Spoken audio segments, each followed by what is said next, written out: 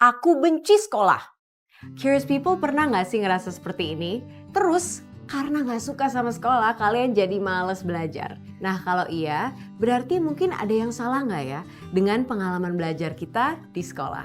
Dalam booklist kali ini, aku akan membahas The Learning Game karya Ana Lorena Fabrega, seorang mantan guru, now a successful edupreneur yang mengupas tentang sistem edukasi di sekolah and how we can transform the game of school into the game of learning, and eventually prepare the younger generation for the game of life. Booklist episode ini mungkin akan berguna untuk orang tua yang ingin menerapkan metode ini, ataupun mungkin anak muda yang ingin memperbaiki proses belajar mereka sendiri. Yuk kita bahas. Insight pertama, bersekolah dengan baik versus belajar dengan baik. Kadang-kadang mungkin kita ngerasain sendiri bagaimana sistem belajar di sekolah bisa membuat kita menjadi terlalu terpaku banget untuk mengejar nilai dibandingkan dengan proses belajar itu sendiri. Menurut penulisnya, banyak sistem sekolah di luar sana yang masih mendefinisikan murid yang baik itu sebagai murid yang patuh, punya nilai bagus dan penurut. Padahal seharusnya murid-murid itu didorong untuk eksplor ide baru, berpikir kritis dan berpikir secara independen tanpa harus takut mendapatkan nilai jelek ataupun dimarahi guru. So we should encourage children to explore their curiosities, ask questions, and most importantly let them find the joy in learning. Dalam bukunya ada hal-hal yang dianggap berbahaya nih dalam sistem pembelajaran dan bisa merusak kecintaan anak terhadap proses belajar. Antara lain, pertama, pelajaran tanpa konteks. Anak-anak dijejalkan dengan materi yang kadang membuat mereka bertanya-tanya, ini kenapa ya aku perlu belajar ini? Nah, hal ini bisa membuat anak kebingungan terhadap relevansi ilmu dengan kehidupan sehari-harinya dan mereka jadi menganggap ilmu yang didapatkannya itu tidak berguna. Yang kedua, sistem ranking. Nah, hal ini tuh bisa menciptakan seolah-olah nilai adalah sebuah status yang harus diraih dan mengkategorikan juga murid antara yang pintar dan yang bodoh. Padahal kan setiap anak memiliki talenta, proses berpikir, dan cara belajar yang berbeda-beda. Yang ketiga, problema ujian dan sistem penilaian. Kadang-kadang kita itu rajin belajar hanya demi obligasi menyelesaikan ujian. Tapi begitu selesai, semua ilmu yang kita dapat nih menguap begitu saja. Ditambah lagi mungkin kadang kita terpaksa untuk segera pindah ke topik yang baru tanpa berkesempatan untuk mengulik topik sebelumnya lebih dalam. Hal ini membuat proses belajar menjadi sesuatu yang sifatnya tuh jangka pendek dan terdorong oleh faktor eksternal bukannya faktor intrinsik. Insight kedua, the art of failing and quitting. Saat di sekolah, kegagalan tuh seringkali dianggap sebagai sesuatu yang negatif dan pokoknya wajib untuk kita hindarin. Padahal dalam kehidupan nyata dan dunia kerja pun kegagalan adalah sebuah proses yang memang harus kita lalui untuk bisa belajar.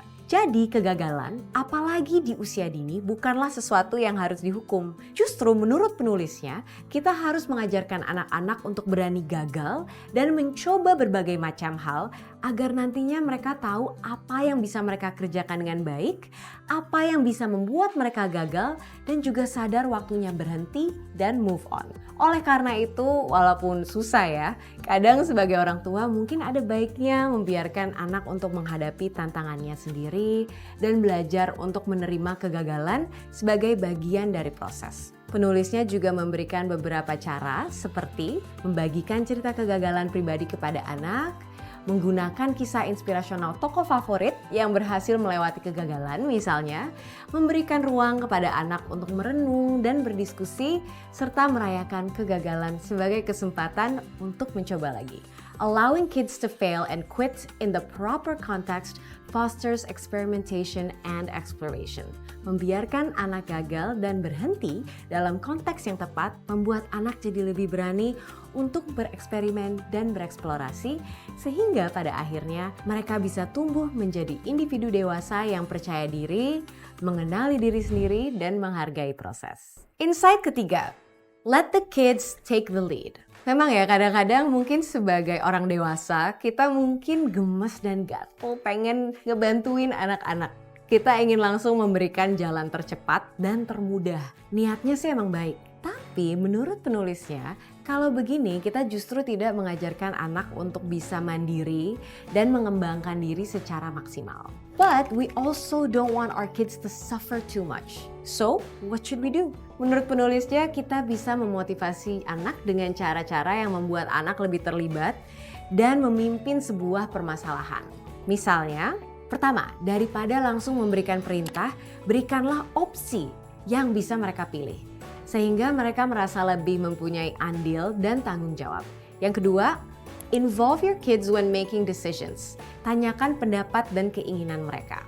Yang ketiga, let the kids ask questions and answer their why, even when they're questioning authority or the status quo. Biarkan aja ada rasa penasaran dari anak yang berkembang sehingga dia bisa terus berpikir kritis dan mengerti alasan dibalik sebuah kejadian atau keputusan. Yang keempat, give them space to explore and let them take initiative.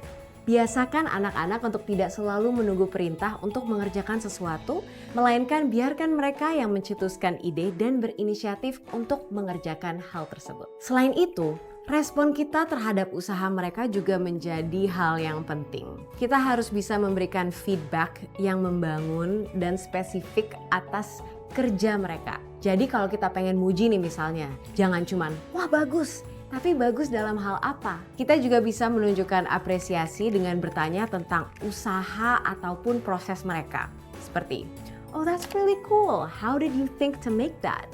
Atau, your performance was so wonderful, you worked so hard and practiced so hard for it. Dengan begitu anak jadi terdorong untuk mementingkan curiosity, etos kerja dan kegigihan dibandingkan dengan hasil akhirnya saja. And now, so what? Sebagai orang yang emang suka sama sekolah dan dunia pendidikan, this book definitely made me pause and think. Ada banyak banget teori-teori di buku ini yang aku juga sempat baca di masa S2 aku. Contohnya teori tentang pentingnya membangun intrinsic motivation di dalam proses belajar. Menurut aku buku ini bagus banget untuk membuka pandangan kita terhadap dunia pendidikan. Dan gak cuman applicable buat orang yang masih sekolah aja, tapi ini bisa menjadi guidance untuk para orang tua, guru, akademisi, or just someone who cares about learning and wants to play the learning game. Okay, thank you so much for listening, curious people. If you want me to read a book and share with you my favorite insights, ayo kasih book recommendations di komen di bawah ini. And don't forget to subscribe, like, comment, and turn on notifications.